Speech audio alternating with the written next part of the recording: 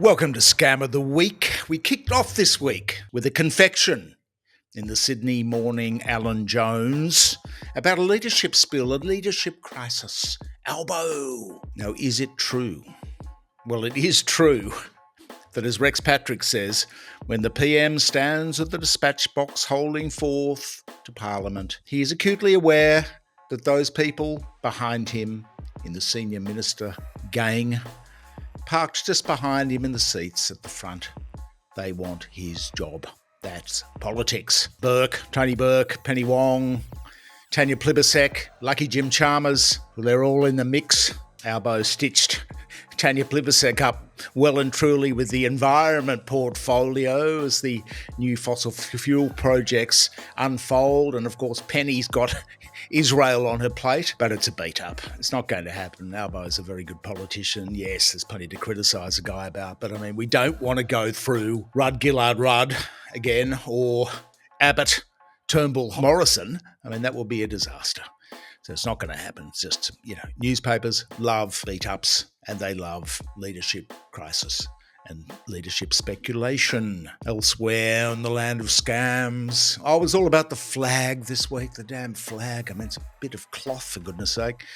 We had James Patterson, young Rolf, as some people have nicknamed him after the character in The Sound of Music. Young Rolf. It's a bit unfair to James because, he has more of a beard than young Rolf. The guy who's saying, you are 16 going on 17. It's quite apposite. But anyway, it's all about the Aussie flag. Dutton's no longer going to stand in front of the Aboriginal flag. He's making a point. He might wear the kipper, but he's not going to stand in front of the Indigenous flag. Huge policy that. Not divisive at all to the First Nations people of this nation. Huge policy nonetheless, though. Just so typical of the coalition to have such robust policy. Probably policy of the week from young Rolf and Peter Dutton, apart from you-know-what. Well, nuclear, but we've just done that, and it's Neverland. Never going to happen. Total scam. How are they going to build nuclear capacity in 11 years at half the price that the US, etc., builds, half the time frame rather? It's just not going to happen. And they went to Bowen today and they said, well, Energy Minister Bowen, well, you can't refute our numbers. Of course you can't refute something that doesn't exist. Imagine, science has not disproven the existence of Santa Claus. You can't refute the existence of something that doesn't exist.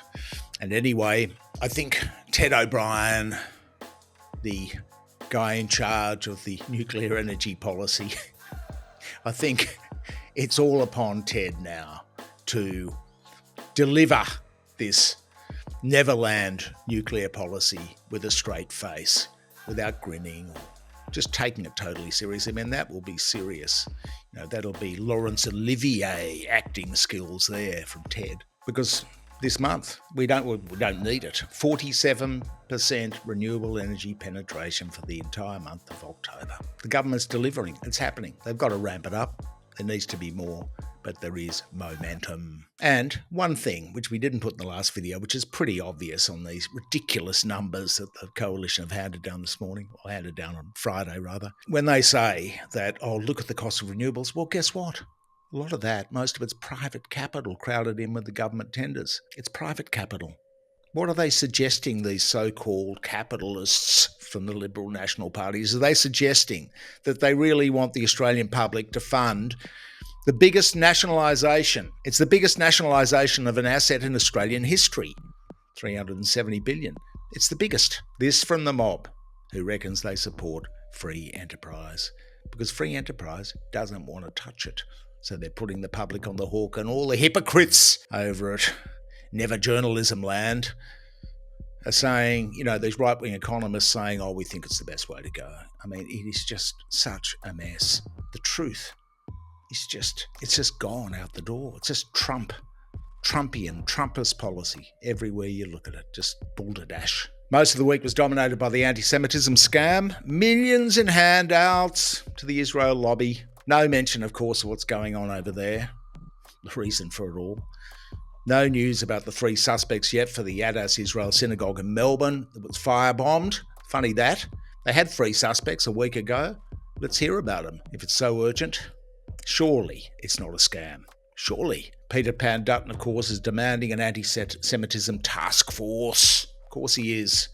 That's on top of the anti-Semitism envoy, Gillian Siegel, and a large swathe of publicly subsidised charities swimming in cash, calling for Albo's head. In economics land, there was a bit of action. There was a good debate this week, actually, because the Fin Review sallied forth with a piece suggesting that the public sector was strangling to death the economy.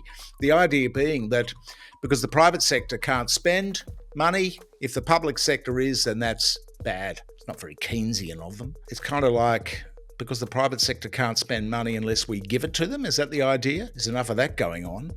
Unless we hold their hand with some nice handouts, some tax cuts. I mean, the logic of it simply is not there. A surge in demand for Worcestershire sauce does not result in a fall in demand for horseradish, does it? Anyway, it's just a reminder, really, that economists, all due respect to economists, and we've got many friends who are economists, but it's not really a profession. It hasn't got like a professional body.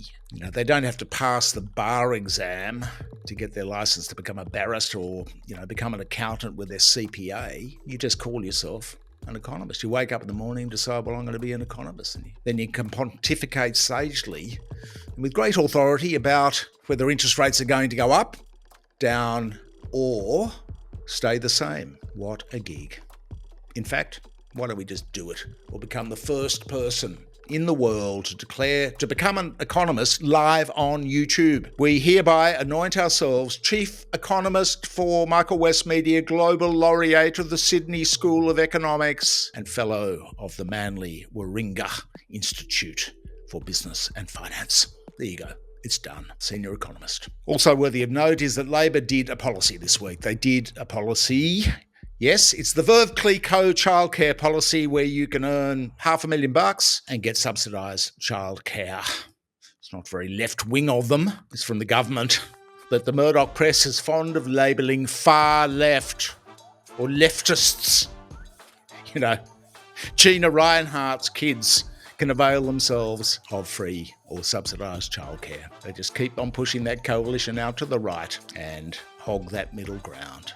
Unfortunately, they've got this conundrum with Dutton pushing this I'm decisive and Albo vacillates line through the mainstream media mates. In any case, scam of the week, we think we'll give it to Ted O'Brien because we're always giving them to Dutton, he's head scam meister for the coalition. But Ted O'Brien, we'll give him scam of the week for actually delivering this Neverland nuclear policy with a straight face. Welcome to Scam of the Week. You have been put on the honour roll of history, Ted O'Brien. Come on down. Thanks for your support. Like, share, or comment in the section below.